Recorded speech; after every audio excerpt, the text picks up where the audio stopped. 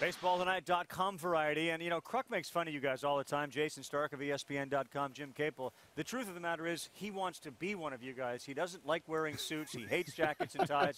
This is the presentation for the .comers. Right. Can he type? He's welcome. Oh, he can, well, he can dictate.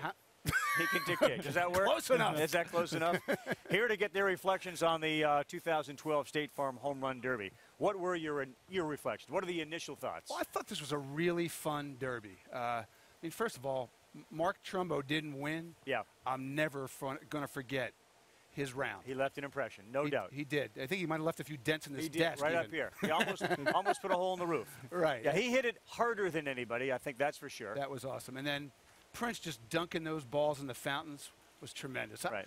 I love Prince. Prince is becoming one of my all-time Mr. Home Run Derby humans. He seems to have, and we have him on our set during our Sports Center and Baseball Tonight post-game coverage, the ability, and I think he plays the game this way, to kind of turn it off, the brain, and not get too impacted by anything.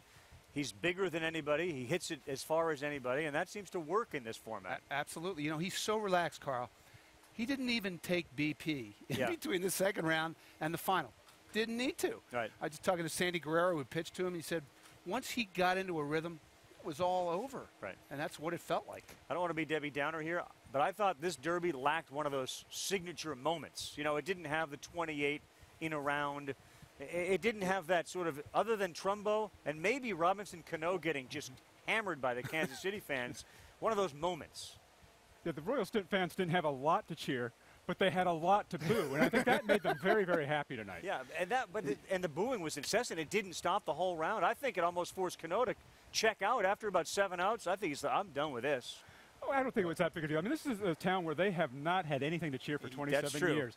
So being able to express any sort of emotion was a release for them. Yeah. And I don't think Robinson was all that bothered by it. He didn't express much in the clubhouse afterwards. Yeah, so. and he had a lot of things going against him. The 5 a.m. arrival on Monday morning. He clearly got Billy Butlerized. When you think that Billy Butlerized. Now, Prince has got a chance next year to go for 3. Only Griffey's got 3. Is this going to be his, like, Tiger after the majors? Is this Prince's world? You know, that's a really good analogy because Prince can't wait to do it again. Sandy Guerrero can't wait to throw them again. It's like they wanted to charge back out there and do another round. Right. It's tremendous. And, you know, there are a lot of people that pass through this derby that complain about it, that talk about how tired they got. Do you ever hear Prince complain? Not once. Nothing. No. He loves dunking those balls in the fountain and calling the Coast Guard. It's tremendous. Come get him. And he loves having his boys with him. That's ESPN.com's Jim Caple and Jayson Stark.